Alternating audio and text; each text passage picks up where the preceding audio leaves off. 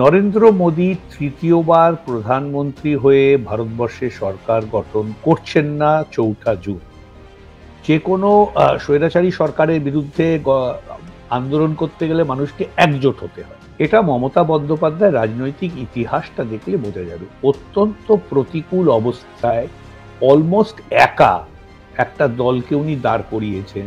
অভিজ্ঞতা একজন বাঙালির কথা যদি বলি, যে বাঙালি প্রথম থেকে শেষ অবধি একজন বাঙালি হিসেবে ভারত জোড়ো যাত্রাটা চষে খেয়েছেন, অতি ঘনিষ্ঠভাবে রাহুল গান্ধীর সঙ্গে ভারত জোড়ো যাত্রাটা চাক্ষুষ করেছেন। একদিক থেকে বিভিন্ন দলের নেতাদের পার্টিসিপেশন তিনি দেখেছেন, আবার একই সঙ্গে জেলা ধরে ধরে মানুষের পার্টিসিপেশন তিনি দেখেছেন। ফলে অভিজ্ঞতা যা বলবেন এই মুহূর্তে, সেটা আঁখো দেখা হাল, খবরের কাগজের রিপোর্ট নয়, সেটা সরকারি এক্সিট পোল নয়। অভিজ্ঞতা, আপনার কাছে আমার একদম স্পেসিফিক প্রশ্ন থাকবে। ইন্ডিয়া জোট, মল্লিকার্জুন খার্গে কিছুক্ষণ আগে প্রেস কনফারেন্স করে একটা নাম্বার দিলেন 295। আপনি ভারত জোড়ো যাত্রায় ছিলেন, আপনি গোটা প্রচার পর্বটায় কংগ্রেস সহ সমস্ত বিরোধীদের খুব খুব কাছ থেকে দেখেছেন। আপনার স্পেকুলেশন কি, আপনার নম্বর কি? আপনি যদি একটু স্টেট ওয়াইজ আপনার অভিজ্ঞতাকে ধরে কথা বলেন, আমাদের যদি জানান। আমি এখন যা বলছি সেটা আমি 15ই ডিসেম্বর থেকে একই কথা বলেছি, একটা সংখ্যাও এদিক ওদিক করিনি। সংখ্যার পেছনে যে বক্তব্য আছে সেটা বলি। নরেন্দ্র মোদী তৃতীয়বার প্রধানমন্ত্রী হয়ে ভারতবর্ষে সরকার গঠন করছেন না ৪ঠা জুন।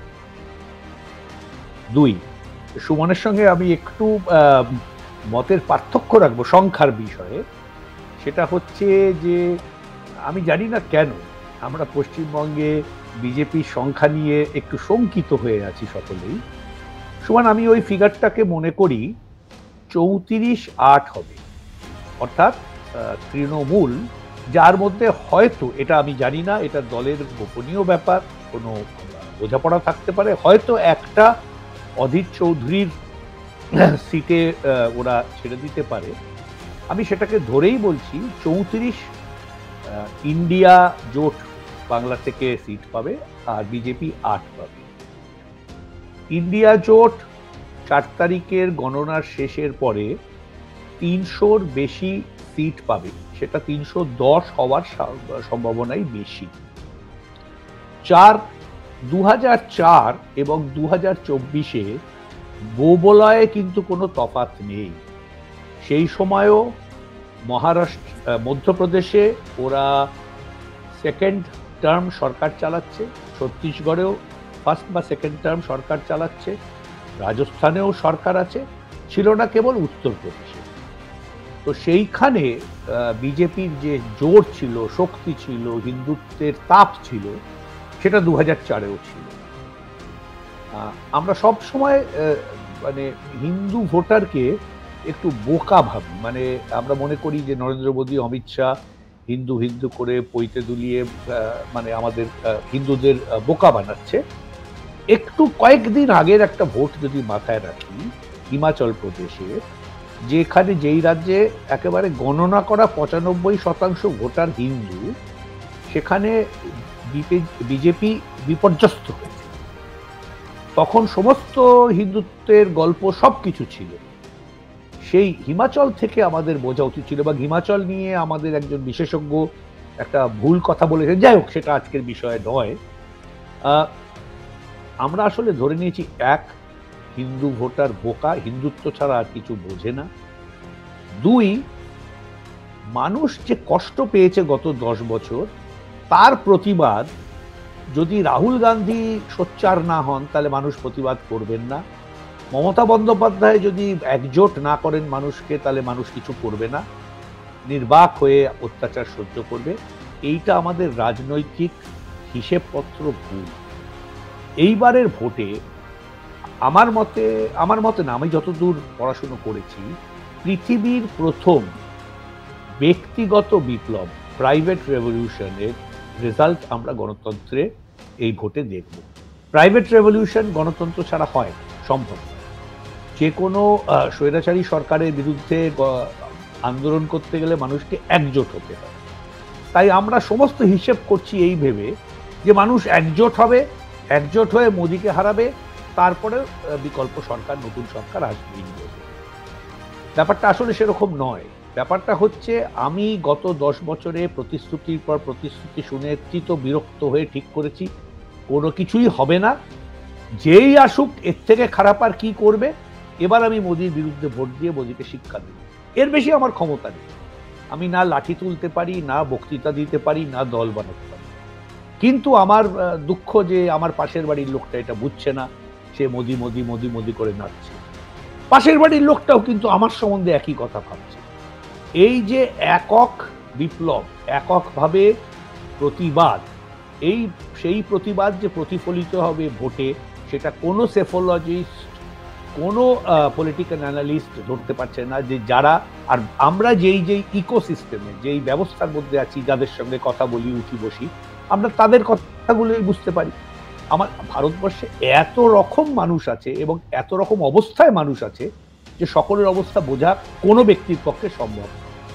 তারা প্রত্যেকে ব্যক্তিগত প্রতিবাদ করে নরেন্দ্র মোদীকে এবার হারিয়ে দিচ্ছেন, বিজেপিকে হারিয়ে দিচ্ছে, এনডিএকে হারিয়ে দিচ্ছে। 300-র ওপরে সিট পেয়ে, যেটা খার্গেও বলতে ভয় পাচ্ছে, 300-র ওপরে সিট পেয়ে ইন্ডিয়া জোট সরকার করবে। তাতে পশ্চিমবঙ্গ থেকে তৃণমূলের 34টা এমপি থাকবেন। এবং কেন আজকে যোগদান করলেন না অভিজ্ঞতা? আমি ইন্টারাপ্ট করতে বাধ্য হচ্ছি। তৃণমূল কি একজন প্রতিনিধি? মমতা বন্দ্যোপাধ্যায় দুটো যুক্তি দিয়েছিলেন, একটা সাইক্লোন আর একটা তার নিজের ভোট, দুটি অকাট্য যুক্তি। তিনি দক্ষিণ কলকাতার বাসিন্দা, ওই রকম একটা সিটে ভোট তার থাকাটা জরুরি। কিন্তু ডেরেক ওব্রায়ানকে কি তিনি পাঠাতে পারতেন না? এটা কি বার্তা গেল? এটা মমতা বন্দ্যোপাধ্যায় রাজনৈতিক ইতিহাসটা দেখলে বোঝা যাবে। অত্যন্ত প্রতিকূল অবস্থায় অলমোস্ট একা একটা দলকে উনি দাঁড় করিয়েছেন। উনার মধ্যে যে অনিশ্চয়তা আছে বা রাজনৈতিক চিন্তা করার যে দিকগুলো আছে, সেগুলো সিপিএম এর মতো বা অন্য সব প্রতিষ্ঠিত স্ট্রাকচার্ড দলের মতো হবে না, এটা আমাদের বুঝতে হবে। এই মুহূর্তে নরেন্দ্র মোদী, আরএসএস, বিজেপি, ফ্যাসিবাদ বিরোধী যা যা শক্তি আছে, তাদের সকলকেই আপনাকে আপন করে ভাবতে হবে। তাদের মধ্যে ত্রুটি যা আছে সেগুলো সংশোধন সম্ভব হলে ভবিষ্যতে গিয়ে হবে। আজকে মিটিংয়ে উনি কেন যাননি, যুক্তি যা দিয়েছেন আমরা সকলেই পড়েছি, শুনেছি। কিন্তু আমার মনে হয় উনি এখনো, এবং উনার দলের অনেক বিশিষ্ট নেতাদের সঙ্গেও কথা বলে আমি শুনেছি, এই 34-এর ফিগারটা ওনারাই কেউ মানতে রাজি হচ্ছেন। তার কারণ হচ্ছে ওনারা মনে করেন যে আমরা করলে তবে মানুষ আমাদের ভোট দেবে।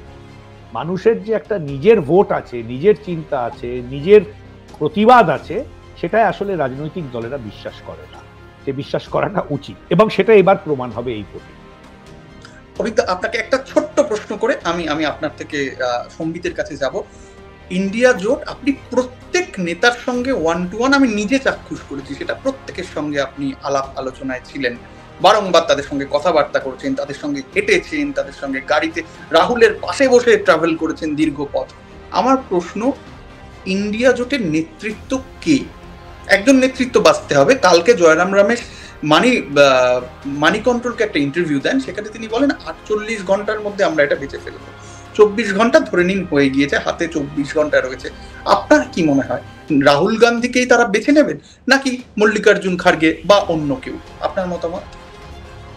আমি সকলের সঙ্গে পরিচিত হলেও আমি কোনো দলেই নই, তো তাদের দলীয় চিন্তাধারা কি আমি বলতে পারবো না। তবে আমার মনে হয় যেই দল সবচেয়ে বেশি এমপি আনবে, জোট ধর্মই তাই, তারই প্রাইম মিনিস্টারিয়াল ক্যান্ডিডেট হবে। আর কংগ্রেস দলের হয়ে প্রাইম মিনিস্টারিয়াল ক্যান্ডিডেট এই সময় যদি রাহুল গান্ধী না হন, তাহলে আর কবে গিয়ে হবেন আমি জানি না। আর যেই অবস্থায় বিজেপি দেশকে রেখে যাচ্ছে, হেরে গেলেও তারা দেশকে কিন্তু সর্বনাশ করে গেছে, সেই সংশোধন, সেই পরিষ্কার করা, সেই বিশদ কাজ আমাদের সকলের, এবং তার যে নেতৃত্ব আছে, তার নেতৃত্ব রাহুল গান্ধীর দেওয়া উচিত বলে আমি মনে করি। অভিজ্ঞতা, কংগ্রেসের আসন প্রেডিকশন কি হতে পারে? এক্সাক্ট ফিগারটা? 120, 120, 120, অর্থাৎ 50-এর বেশি আসন বাড়বে আপনি প্রেডিক্ট করছেন? অ্যাবসলিউটলি।